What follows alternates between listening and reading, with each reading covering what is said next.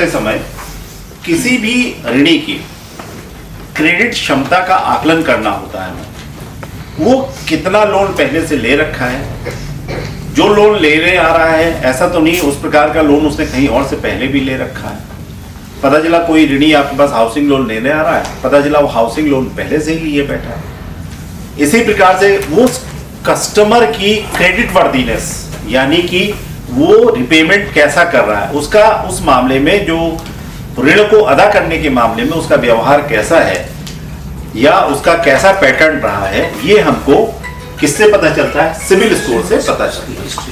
देखिए CIC act, credit information companies act 2005 का है, ठीक है। CIC एक्ट 2005 का है। इसके अंतर्गत बैंकों को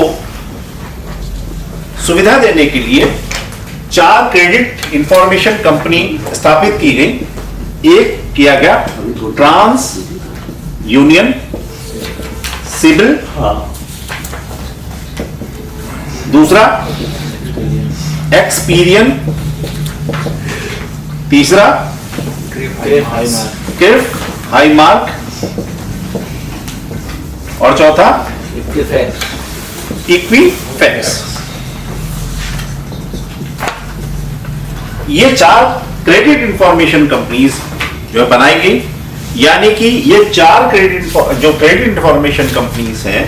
इन कंपनीज का काम क्या है कि क्रेडिट के जो क्रेडिटर है, जो ऋणी है, उस ऋणी की क्रेडिट वर्दीनेस कैसी है ये हम उससे चेक करते हैं। ध्यान दीजिए, बैंकों के लिए मैंडेटेड है कि वो चारों कंपनियों की सदस्यता ले।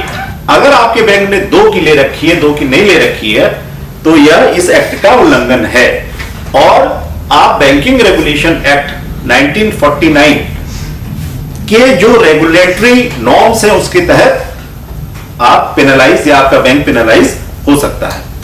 तो इसलिए आपको ये रेगुलेटरी कंप्लायंस पूरी करनी है, ठीक है। कंप्लायंस पूरी करने का मतलब, अगर आप किसी ऋणी को लोन दे रहे हैं तो सिविल में या इन चारों कंपनियों में आप उसका डाटा महीने के अंत में भेज दीजिए, ठीक है।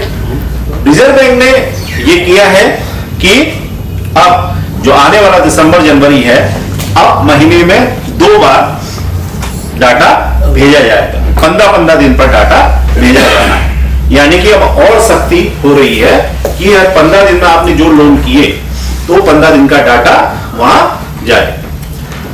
किसी भी आपके पास कोई लोनी किसी भी प्रकार का ऋण लेने के लिए आया, रिटेल में मान लीजिए कोई ऋण लेने आया, तो आप उसकी क्या करते हैं? सिविल स्कोर चेक करते हैं। किसी भी कंपनी का, इन 4 में से किसी भी कंपनी का आप सिविल स्कोर निकालिए, और जब निकालते हैं तो ऐसी स्थिति में क्या होता है कि हम ये देखते हैं कि वो जो लोनी है उसका जो मार्क है, स्कोर है, वो हमारे मानकों के अनुसार है या नहीं। अगर आपके बैंक ने सिविल स्कोर के तहत सर्कुलर जारी कर रखा है कि हम उस व्यक्ति को लोन करेंगे जिसका सिविल स्कोर 700 या 700 प्लस होगा, तो उसी को आप लोन कर पाएंगे।